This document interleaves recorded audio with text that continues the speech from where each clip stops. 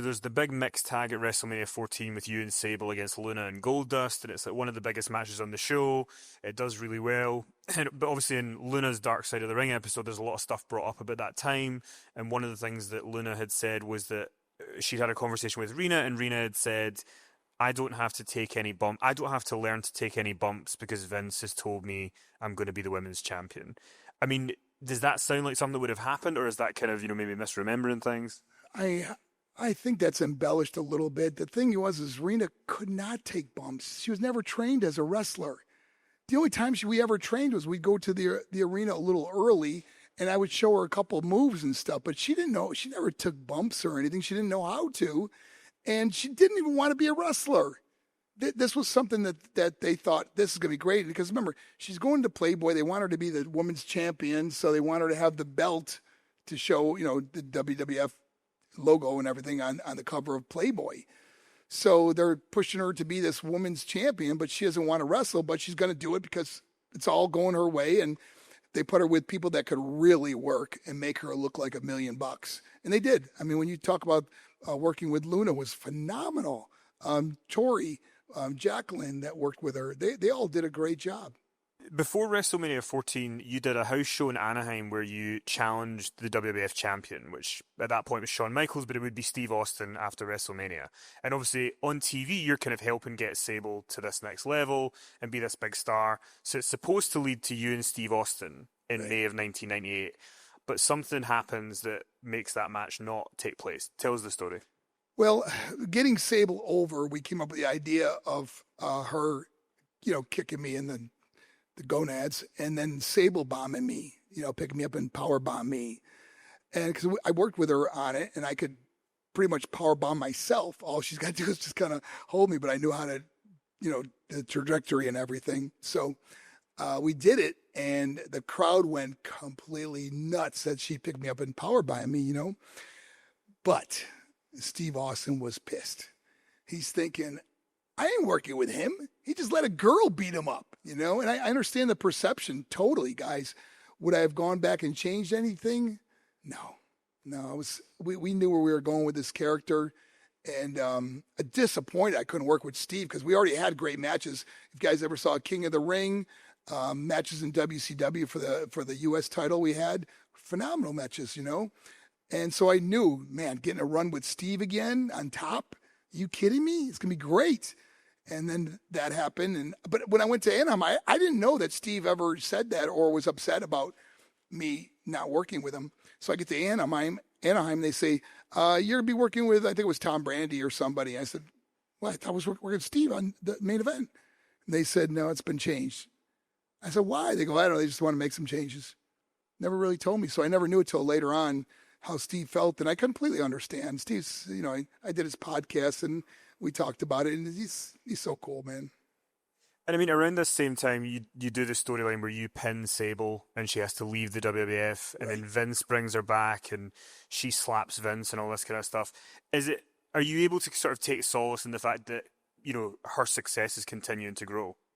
Oh, yeah. I mean, it was, guys, I got to tell you, watching that character come out of nowhere and just take over to be one of the top characters on television that people wanted to watch. She's beautiful and people wanted to see her.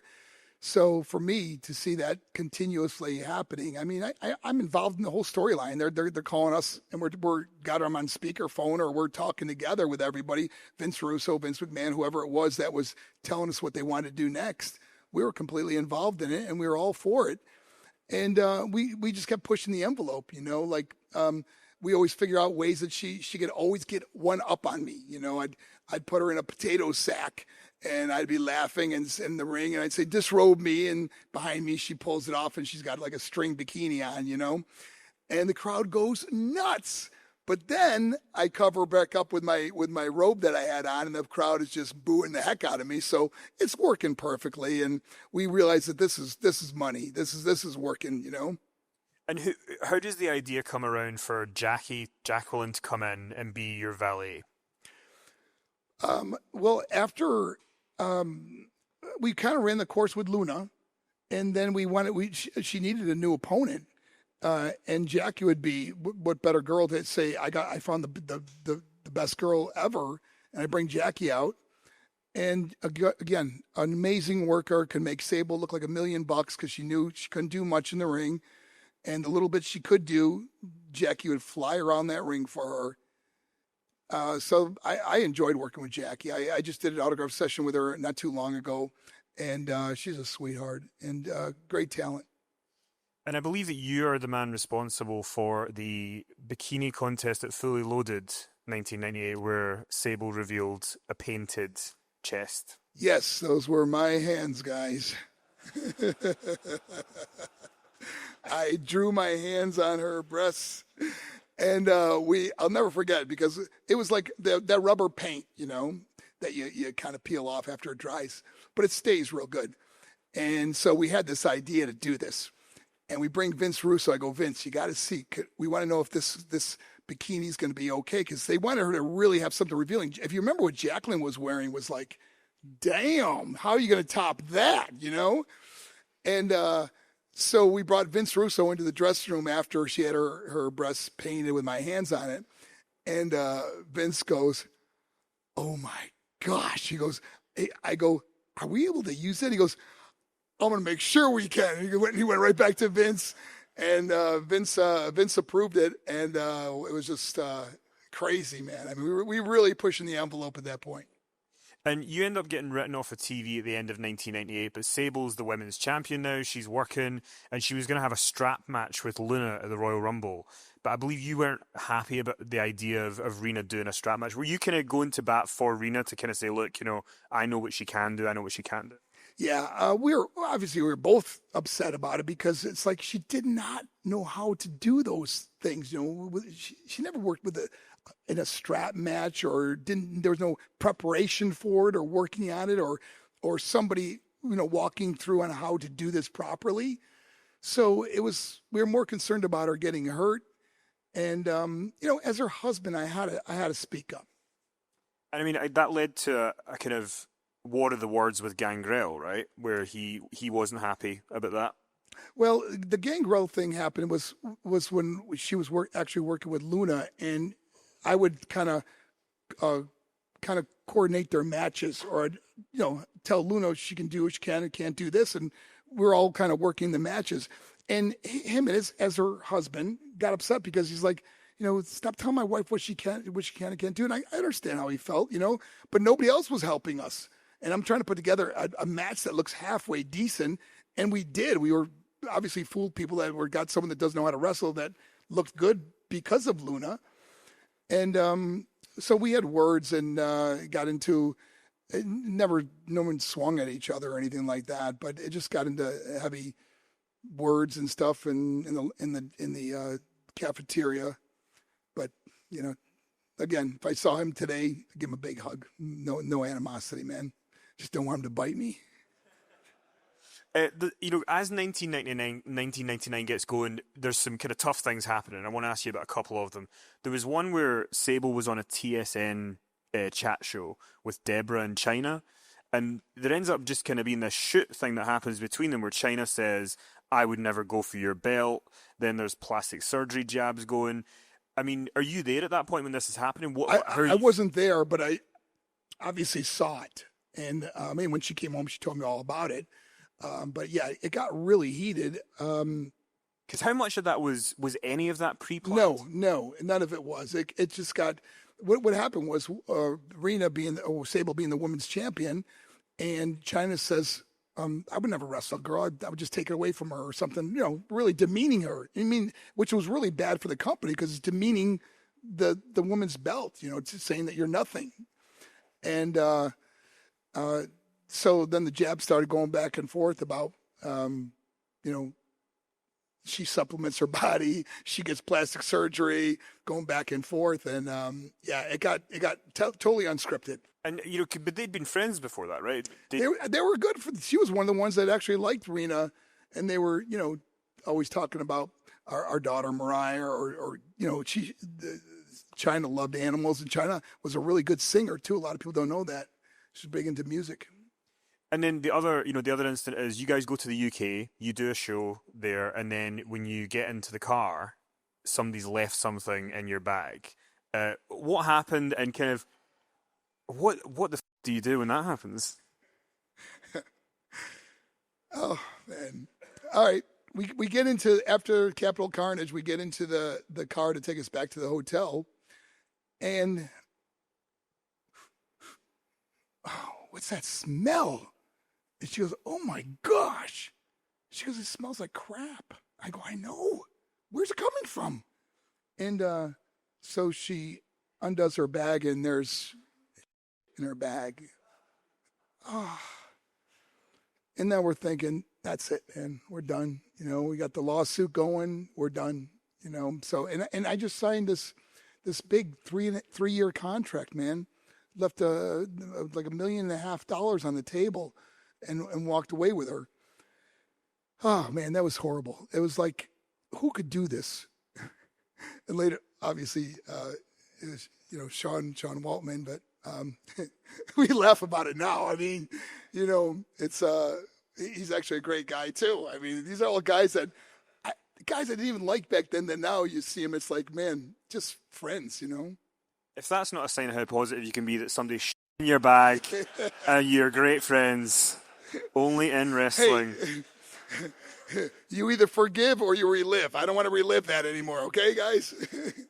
One of the big things in the book that I think people will find interesting is the whole discussion about Playboy, and Sable doing Playboy and then Rena doing it after she left. But one of the quotes that you got in the book is that the Playboy experience left sizable marks on us as a family. Why is that? Guys, when you look back on life, we are defined by the choices we make, and I'll never forget when Vince told me about how much money they were giving Sable for Playboy. I sat down with my wife and I said, they're giving us this much money for Playboy, and it's life-changing money, And guys, we're at that time, we're going to church. Our daughter's in a Christian school. I'm speaking at churches, and I'll never forget. We said, God will forgive us.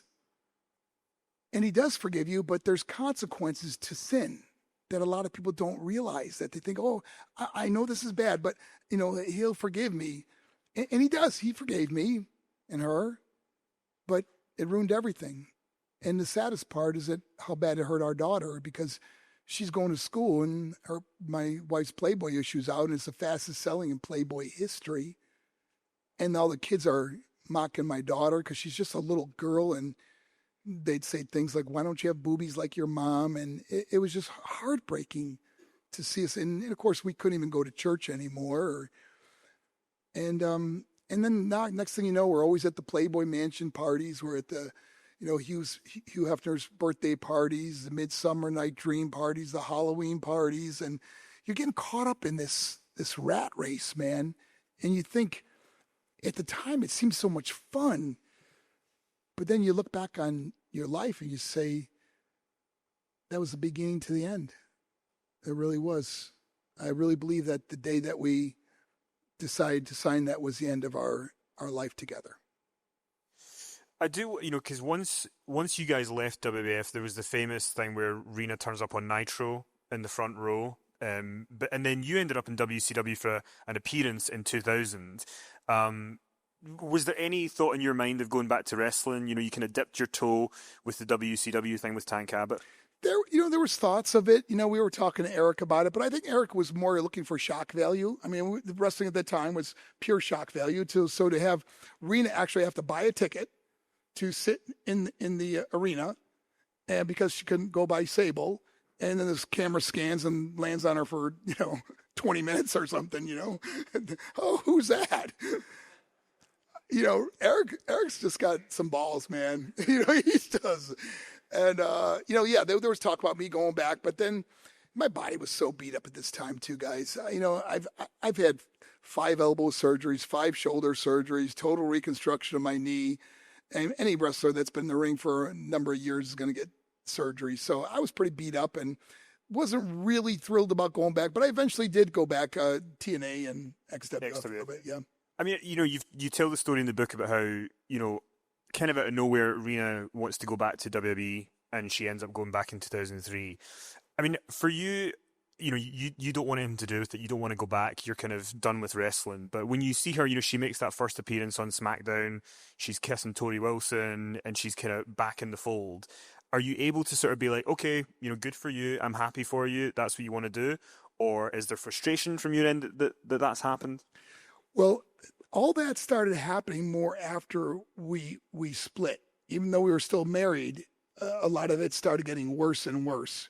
What she was, doing on television, especially the scenes with Vince McMahon, opening mouth kissing Vince McMahon, like it was just, horrible.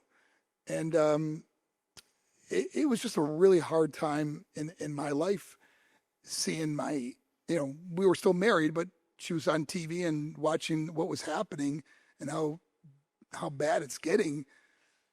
It was just horrifying, man. Just a tough thing. And any guy sitting out there that's been in love and had their heart broken, know exactly what I'm talking about, But I mean, it's not the obviously the most uplifting story in the world to talk about, but talk about you finding out that it's over and what's happened.